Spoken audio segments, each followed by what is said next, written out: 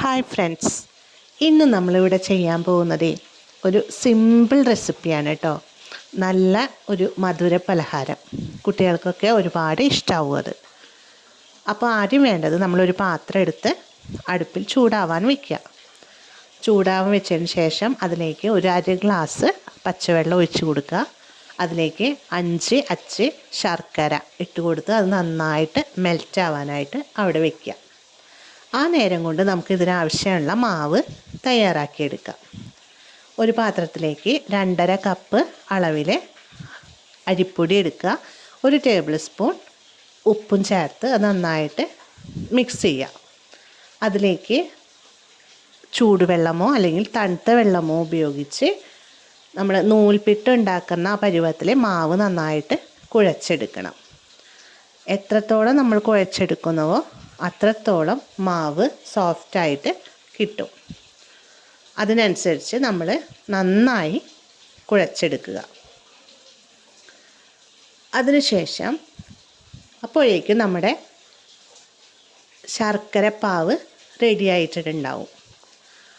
അത് നന്നായി മിക്സ് ചെയ്തതിന് ശേഷം അതിലേക്ക് നമുക്ക് ആവശ്യമുള്ളത്ര നാളികേരം ചേർത്ത് ഇളക്കുക. ഞാനിവിടെ എടുത്തിരിക്കുന്നത് 1 നാളികേരം ഫുള്ളായിട്ട് എടുത്തിട്ടുണ്ട്. അപ്പോൾ നിങ്ങൾക്ക് എത്രത്തോളം ആവശ്യം ഉണ്ടെങ്കിൽ അതിനനുസരിച്ചിട്ട് ഉള്ള ശർക്കരയും നാളികേരവും എടുക്കുക. അത് നന്നായി മിക്സ് ചെയ്തിട്ട് അത് നമുക്കവിടെ മാറ്റി വയ്ക്കാം. നമ്മൾ മാവ് റെഡിയാക്കി വെച്ചിട്ടുള്ളത് എടുത്ത് ചെറിയ ചെറിയ ഉണ്ടകളാക്കുക. ആ ഉരുളകളെ നമ്മുടെ കയ്യിൽ വെച്ച് നമ്മൾ ഈ വീഡിയോയിൽ കാണുന്ന പോലെ ചെയ്തെടുക്കാം. അതിൻ്റെ ഉള്ളിലേക്ക് നമ്മൾ മാറ്റി വെച്ചിട്ടുള്ള ആ തേങ്ങയുടെ മിക്സ് അതെടുത്ത് ഇത് നന്നായിട്ട് കവർ ചെയ്ത് എടുക്കണം. അപ്പോൾ നമുക്കിതൊരു ബോളിൻ്റെ ഒരു ആകൃതിയിൽ കിട്ടും. നന്നായി അത് ഫിനിഷ് ചെയ്ത് എടുക്കുക. ഇതുപോലെ തന്നെ ബാക്കിയുള്ള മാവും ചെയ്ത് എടുക്കാവുന്നതാണ്.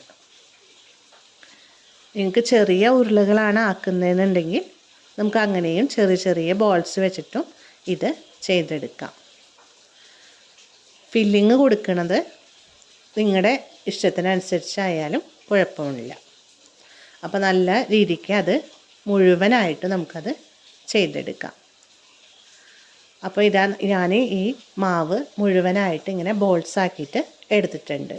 ഇനി ഒരു ഇഡ്ഡലി കുക്കർ വെച്ചിട്ട് അതിലേക്ക് ഈ ബോൾസ് വെച്ച് നന്നായി നമുക്കതൊന്ന് ആവി കയറ്റി എടുക്കാം. ഒരു 10-20 മിനിറ്റിനുള്ളിൽ നമുക്കിത് ശരിയായിട്ട് കിട്ടും. അപ്പോൾ നല്ല സോഫ്റ്റ് ആയിട്ടുള്ള ഒരു മധുര പലഹാരമാണ്. നമ്മളുടെ ഈ നാട്ടിലൊക്കെ നമ്മൾ കൊഴുക്കട്ട എന്നാണ് പറയുക. നിങ്ങളുടെ നാട്ടിൽ എന്താ പറയുകയെന്ന് അറിയില്ല. അപ്പോൾ കുട്ടികൾക്കൊക്കെ ഒരുപാട് ഇഷ്ടമാവും. നല്ലൊരു മധുര പലഹാരമാണ്. അപ്പോൾ നിങ്ങളിതൊന്ന് ട്രൈ ചെയ്ത് നോക്കി നോക്കുക. അത്രയും സോഫ്റ്റ് ആയിട്ടുള്ള ഒരു പലഹാരമാണിത്. അപ്പോൾ എടുത്ത് പൊട്ടിക്കുമ്പോൾ തന്നെ നമുക്ക് അറിയാനായിട്ട് നല്ല ജ്യൂസി ആയിട്ടുള്ള ശർക്കരയൊക്കെയാണ് അതിൽ വരിക. നല്ല ടേസ്റ്റാണ് കേട്ടോ. അപ്പോൾ എല്ലാവരും ട്രൈ ചെയ്ത് നോക്കി നോക്കുക. Thank you.